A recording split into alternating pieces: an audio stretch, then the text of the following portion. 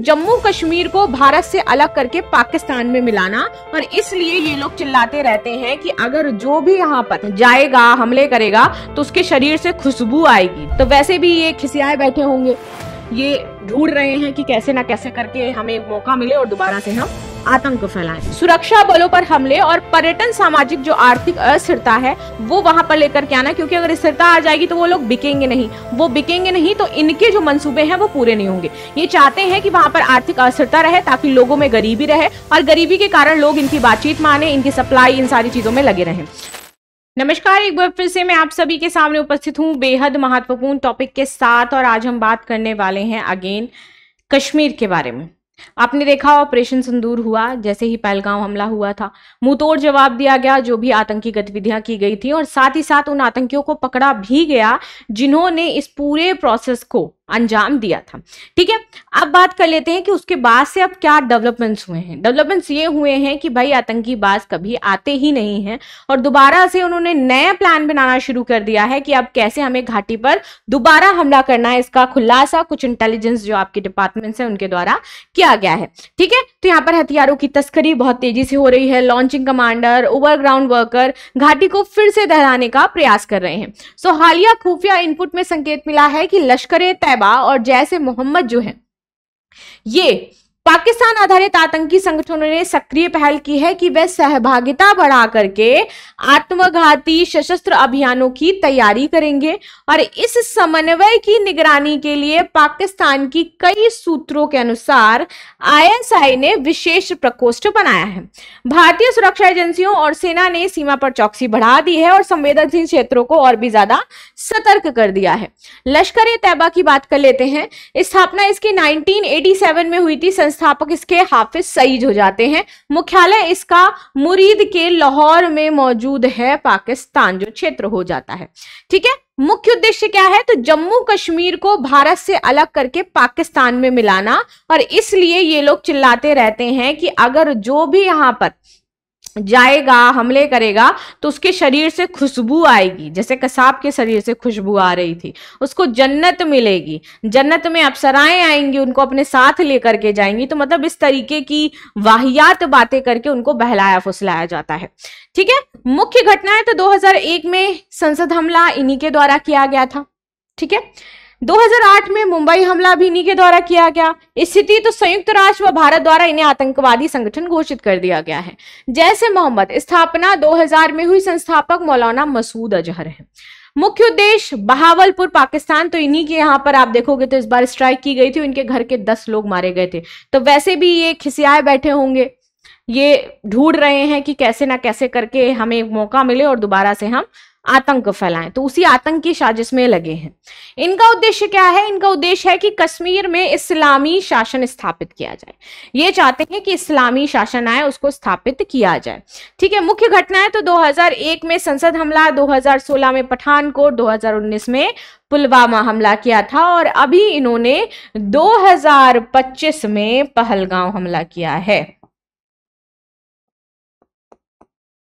ठीक है, ये इनके द्वारा किया गया है। संयुक्त राष्ट्र में प्रतिबंधित है। मसूद अजहर वैश्विक आतंकी आपका घोषित है। बस ये नहीं मरा, बाकी सब मर गए। ये था नहीं उस दिन वहां पे। दोनों पाकिस्तान समर्थित भारत विरोधी आतंकी संगठन हैं, और जिनमें आईएसआई के संबंध प्रॉपर माने जाते हैं। हो क्या रहा है अब? खुफिया सूचना के अनुसार विभिन्न संगठनों एलईटी, जैम, हिजबुल्लाह, टीटीपी, अन्य के कमांडर तथा पाकिस्तान नियंत्रित क्षेत्रों में आपकी बैठकें प्रतिनिधियों के आयोजित की गई।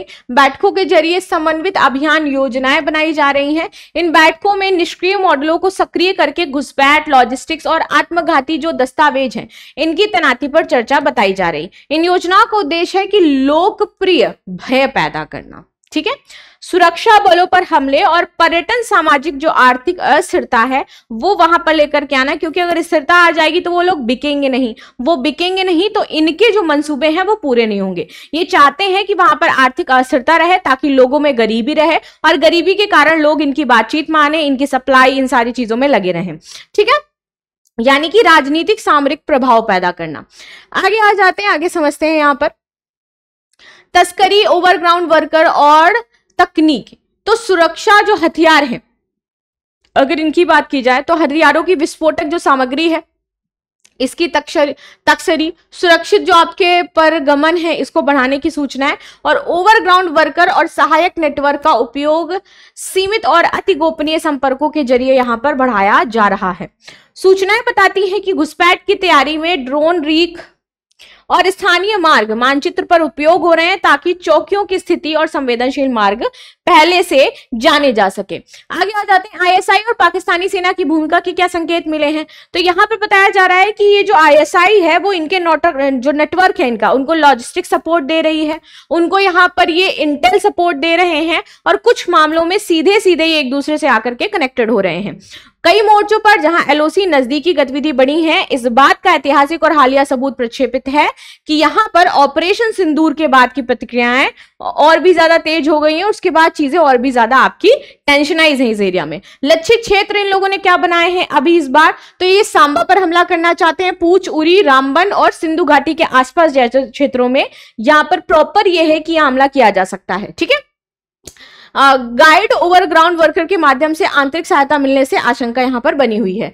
व्यवहारिक निर्देशों में रेडियो उपकरण के सख्त प्रयोग, मोबाइल कम्युनिकेशन हेतु प्रशिक्षण, इनक्रिप्टेड मेथड, इनका निर्देश, गोपनीय अनुशासन को प्राथमिकता देना शामिल है। यह क्लासिक ट्रेड क्राफ्ट जैसे ट्रेसिंग से बहुत ही ज्यादा कठिन होती है, इसको आप ट्रेस नहीं कर सकते हो। यहाँ पर असर क्या हुआ है, तो देखो हमने जो स्ट्राइक करी थी वो बहलावलपुर, चामकामरू, बीमबेर, कोटली, मुजफ्फराबाद, गुलपुर, सियालकोट और आपका मुरीदिक में की गई थी। तो इसी स्ट्राइक के बारे में बात कर लेते हैं। तो इस साल अप्रैल मई में ऑपरेशन सिंदूर हुआ, जिसमें पाकिस्तान द्वारा नियंत्रित ठिकानों पर हवाई और घुसपैठ जो है वो विरोधी कार्रवाइयां की गई। इसके मद्देनजर रखते हुए यहाँ पर बहुत सारे हमले भी किए गए। भारतीय सुरक्षा प्रतिक्रिया तो रॉ वगैरह सब इसमें तैनात है, अंडरग्राउंड नेटवर्क जो है उसको देख रही है, क्रॉस बॉर्डर साइबर जो चुनौती है, हाइब्रिड खतरा बनी हुई है, इंटेलेक्ट फ्यूजन की आवश्यकता यहाँ पर है। हमें लोकल समुदाय पर भरोसा स्थापित करना और डिप्लोमेटिक पैमाना भी स्थापित करना है। नीतिगत सुझाव क्या है, तो हमें अपने जो इंटेल केंद्र है फ्यूजन, इस पर काम करना होगा, ग्रामीण स्थानीय निगरानी नेटवर्क बढ़ाना होगा, ड्रोन सेंटर नेटवर्क और ओवरग्राउंड वर्क जो है उसको देखना होगा, कूटनीतिक दबाव डालना होगा पाकिस्तान के ऊपर कि वो ऐसे काम ना करे। हालिया इनपुट ये संकेत देते हैं कि घाटी में आतंकी गतिविधि की एक समन्वित और बहुसूत्री पुनरुत्थान की योजना बनाई जा रही है और फ्यूचर में इससे खतरा उत्पन्न हो सकता है। ऑपरेशन सिंदूर किससे संबंधित था ये आपको कमेंट में बताना है। मिलते हैं नेक्स्ट क्लास में, तब तक के लिए धन्यवाद। लाइक शेयर सब्सक्राइब करना बिल्कुल भी ना भूलें and thank you so much.